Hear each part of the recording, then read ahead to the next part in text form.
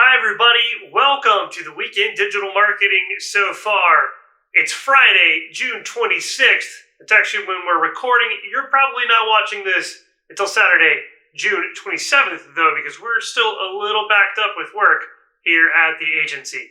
But we're going to get started off like we do every week over on YouTube. YouTube is updating their mobile app to allow users to create 15-second multi-segmented videos in a bid to compete against TikTok. YouTube has seen a dramatic shift in viewing habits, how viewers actually watch the content on YouTube, with now over 100 million users watching YouTube content on their TV devices. If you remember, this was something Google tried to get people to do during the Google TV era with YouTube Leanback, and it never really took off, but now it's exploding. YouTube also said that watch time on TVs is up 80% so far over last year. Now let's dive into Google. There's a lot of chatter about a possible Google search algorithm update rolling out right now, but there is no official word from Google if there is actually an algorithm update on the way. Now, Google makes updates all the time, so technically every week when I make a video, I can tell you there's probably been a Google algorithm update, and I would be correct, but this comes as lots of tools show massive fluctuations in rankings and adjustments in the rankings, and lots of webmasters and SEOs are seeing it. Typically, this is what we refer to as SEO chatter. So it seems like the SEO chatter and the search weather, the ranking changes, appear to be pointing to a pretty good algorithm update rolling out over this week so far. Google has added a fact check label to image search results to help debunk images that surface in the search results that might represent a myth or some sort of fake news that has been distributed around the internet. Now, it's not really Google Images' fault. Those fake news images are really popular on social media platforms like Facebook and Instagram, but they do end up making their way to websites like Pinterest and Flickr and places where images are hosted, where Google ends up then crawling them. So they're adding that fact check label so you won't be tricked into believing some crazy thing is actually true when you're just looking for an image to steal for, your next slide deck. Google Image Search also now supports claim review and fact-check schema markup. Google is rolling out a new advertising product, and they're giving it away for free, which is pretty unheard of. Smart campaign advertisers with Google Ads are now getting free promoted pins inside of Google Maps. This is a limited time promotion, obviously probably trying to get people to like those types of ads and see if they want to stick around and pay for them later. If you are a smart campaign advertiser, this will be enabled automatically from what I understand, and then it will turn off automatically. You'll have to enroll and actually set up those promoted pins if you want them to keep going once the promotional period ends. Log into your Google Ads account or talk to your Google Ads consultant about the promoted pins, the free promoted pins going on for smart campaigns. Google My Business is now allowing small businesses to gain donations or sell gift cards directly from their Google My Business profile. And for the uninitiated, that is actually the profile that shows up on Google Maps. It's managed by a totally separate platform called Google My Business. So you can log in there, you can set up ways for people to buy gift cards from you or donate money directly to your small business. This is just another way Google is trying to help SMBs get through the pandemic. Google My Business has also added 4 brand new attributes, all for online-based services. So if your business offers online care, online appointments, online estimates, or online classes, you can now highlight those on your Google My Business profile. A lot of local SEOs and a lot of small business owners have wondered how Google My Business was going to handle this sudden shift into virtual local services, and it seems like they're still going to require a local business presence, an actual physical local presence, but that you'll be able to offer online services from that physical local presence. And that seems to be the compromise they're making with their rules about temporary office spaces, which they never enforce, and physical presence, and with the new era of needing and being required to offer these virtual services. Google Maps has added a support local businesses button, and it's pretty sizable and very, very hard to miss. Google is also upgrading Google My Business messaging, trying to make it easier to use and more useful for all the businesses out there. Google has released a new machine learning powered Pinterest competitor called Keen. Some marketers are saying this is going to be the future of referral traffic. I'm not entirely sure how true that is. It is an Area 120 project, which means it has a high likelihood of being killed off. But if you have some free time and you want to check out the new Google Project Keen, go download the app, check it out, see how users might start using it, and if they do, then you'll be ready to use it to get traffic. Google will pay for news in some countries starting very soon. Those countries include Brazil and Australia. There are rumors that this could expand worldwide, and Google may start paying for high-quality content from news websites around the world here very, very soon. The writing has been on the wall. This has been coming for a long time, even though I personally heavily disagree with it. Google has been pressured by so many governments and so many organizations and so many publishers to just start paying the publishers for the news content that they can then aggregate and show to readers and to users of Google. There's no telling what sort of compromise a publisher is going to have to make either. We don't really know much about the program right now. We just know that Google says they want to pay for high quality news content to encourage good journalism. So we'll see what happens. Google has shut down Calljoy, their small business virtual assistant, which only cost about $40 a month and allowed business owners to have the virtual assistant take phone calls and try to route people in the right direction. It was actually a really useful tool, but a lot of small businesses just didn't see the value in it. Now, this was a Google Area 120 project, and you remember just a minute ago I told you about Keen, which is another Area 120 project. These projects do tend to get pretty far into development. They tend to get released widely, and then Google shuts them down. So this wasn't super surprising. I also wouldn't be surprised if companies like CallRail got involved and created their own virtual assistant for small businesses based on the sort of success Google was seeing with Calljoy. It just wasn't enough of success for Google to really expand this out and put a lot of effort behind it. Google has updated their Test My Site tool to include speed metrics to help you understand what's happening on your website. It's a free tool, so check it out. Test My Site.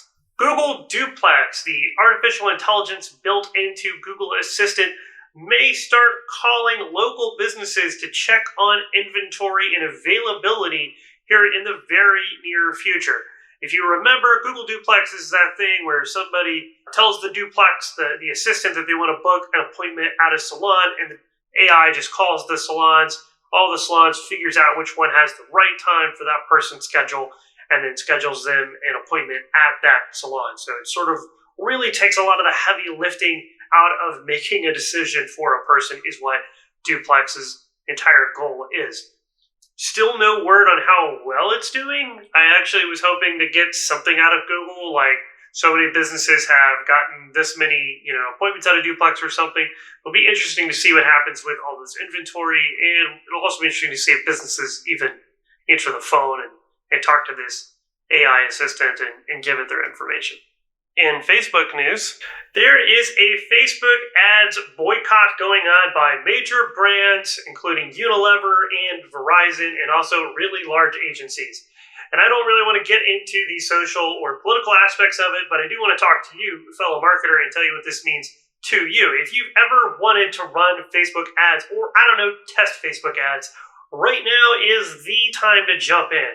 There is so much inventory that is getting freed up by these big, huge mammoth companies deciding to pause their campaigns, that now is a great time for you to see if Facebook ads work for your business. So jump in, start an ad campaign, and see where it goes. That's my recommendation right now. This is not an opportunity that's going to probably come around anytime in the near future on any of the major platforms. This is pretty rare, so I would definitely be taking advantage of it. Facebook has banned the sale of artifacts from antiquity on their website. This is to try to keep people from looting, especially with a lot of unrest going on around the world.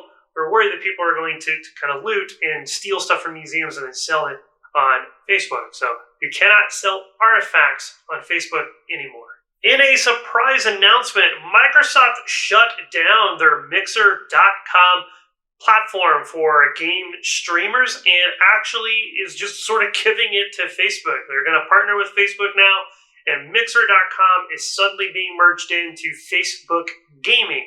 So if you were a Mixer.com advertiser or you were using that for some sort of organic marketing, you're going to find yourself suddenly using Facebook. Now, Mixer.com still exists, but it's winding down, and it'll be shut down completely by next month. I actually have a bit of a stake in this. Most people don't know this, and when I try to tell the story, I'm pretty sure nobody really believes me. But in 2006, I built the very first gamer-only video platform that had cross-video compatibility. The only one that existed before us was game trailers, but you didn't have cross-video compatibility, and it really wasn't for users. It was just to upload trailers to. So we built GamersTube in 2006. Our goal was to actually build a live streaming platform independent just for the gaming community. Twitch accomplished my dream in 2011, a dream I was never able to accomplish, and I was very proud of them and the team over there at Justin.tv that transferred to Twitch.tv. And with Twitch's success, we got Mixer and YouTube Gaming, and now Facebook Gaming. A quick side note, Google, by the way, declined to invest in our company because they said YouTube was great, and then now you have YouTube Gaming. So, hey, could have been there years ahead if they had listened to me. I wanted to talk to any gamer out there who happens to watch this video. I'm begging you. If there is an independent platform that comes out, please go to it. Obviously, Facebook is just using Facebook Gaming to get a bunch of social data. That's what they do. YouTube is just using YouTube Gaming to get a ton of ads on there. You've seen it happen. You know I'm not lying. Now you have to watch 2 ads between so many videos. And then Amazon is obviously probably using Twitch to learn more about products and behaviors that they can sell to young people. I would encourage you, the gaming community, because I know you love independence so much. You love independent developers of games so much, right? We'd have never gotten The Witcher without independent gaming. Think about independent platforms when it comes to videos for gamers. I'm pleading with you, I'm begging with you to break away from these massive monolithic companies that are just using this to try to take all of this data and shove stuff down the throats of gamers. It's just a quick aside. Over on Instagram announced this week that new advertisers on Instagram will not need a Facebook page moving forward. Instagram appears to be seeing some success with their TikTok clone, Reels, and they have expanded it into France and Germany. So that's still pretty limited in scope of who can access Reels, but that is a good sign for them that they're pulling it into other countries. If you're in France or Germany, obviously you may want to experiment with this and check it out. If TikTok's your thing, you might like Reels, and who knows, maybe it'll eventually come here to the US.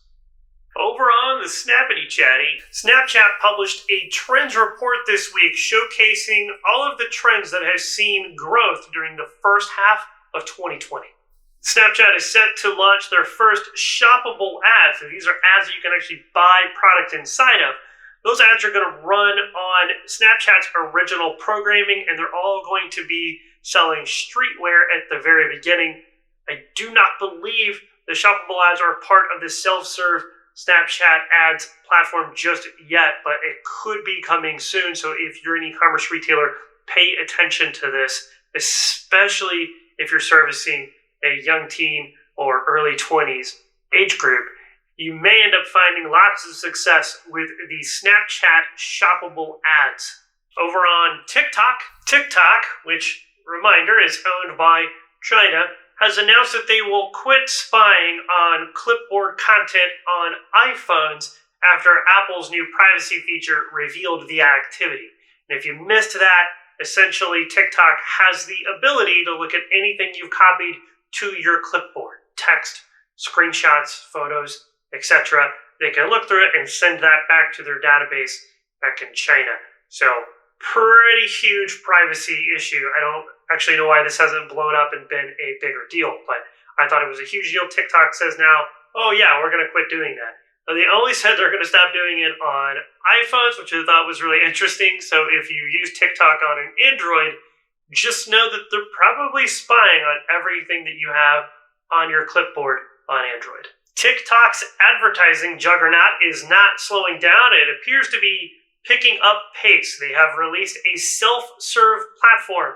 So if you are not a TikTok advertiser using insertion orders already, you can now actually go build and buy your own ads using the TikTok self-serve advertising platform. That brings them on par with Facebook and Twitter and Pinterest and Snapchat and Reddit, other websites that have their own massive audience, but also have their own advertising self-serve platform. Over on Twitter. Twitter had a data breach this week.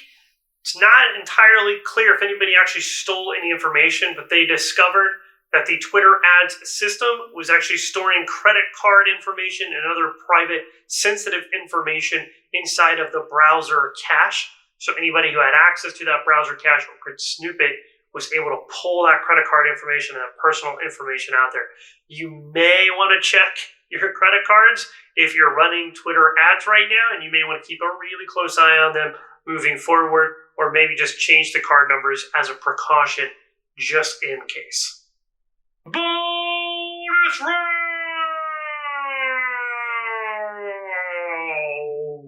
A new report says that online grocery sales hit $5.3 billion in April, and as a whole in the industry, they're expected to grow 40% this year over last year. Now might be an incredibly good time to get into the online grocery business if you haven't already. A former Google employee and actually former head of Google's advertising business is launching a new search engine to rival Google called Neva. Their search engine will be powered by Bing, and it'll also be an assistant, and it'll be subscription-based, so no advertising. If you don't like advertising, which, by the way, run on DuckDuckGo and other search engines, you may want to give Neva a look. It isn't completely out yet. I believe they're in pre-launch right now. But go check out Neva, Neeva. Finally, this week, Apple announced that they would automatically start blocking Google Analytics tracking cookies inside future versions of the Safari browser. A few hours later, DuckDuckGo took to Twitter to announce that they were actually powering this feature. And to me, it sounded like they were going to be blocking all of the traffic, all of the data collection by Google Analytics. In reality, it looks like they're only going to be blocking third-party cookies, which would just mean that Google isn't able to use that data and track that data across the web. So you, as a website owner, your first-party cookie should be fine. You should still be able to track all of your information, all of the data on your users to be able to understand them. Anybody out there who doesn't understand this, please realize this is anonymized, private information. We don't know anything about you. We just know that you visited the website in some pages, and you did some stuff, and then that helps us figure out how to make our websites better for other people in the future, including yourself. So that's what that drama was about this week, if you heard about it. So Apple is going to block automatically Google Analytics, but it looks like they're going to only block third-party cookies in Google Analytics, not first-party cookies, so your tracking should be intact. Now that comes from independent researchers. Apple and DuckDuckGo didn't actually tell us all of the details. So DuckDuckGo, I do apologize to you. I know I tore into you on Twitter. I do apologize to you for being so harsh and assuming that this is what you meant because you didn't really clarify. Apple, I don't think you deserve any apology. I don't know why you thought it was a great idea to announce something like this that would impact such a massive portion of the internet without actually telling everyone on the internet and all of these website owners exactly what this means and exactly what you're doing. So hopefully we get more information from either Apple or DuckDuckGo in the near future, and if we do, I'll bring it to you here on the show. that's it for the weekend digital marketing so far for this week. Thank you so much for tuning into this video. Just like every other week, if you liked the video, please do me a favor, go down below and give it a big old thumbs up. If you liked the video even more, maybe you should subscribe to the channel and maybe click that notification bell so that you can get notified when we upload these videos every single week. And again, a big apology for these videos being behind, being delayed. Thank you so much for your patience. Thank you for the kind words that you sent me on Twitter and through email and through my website. I really, really appreciate it. I'll talk to you next week.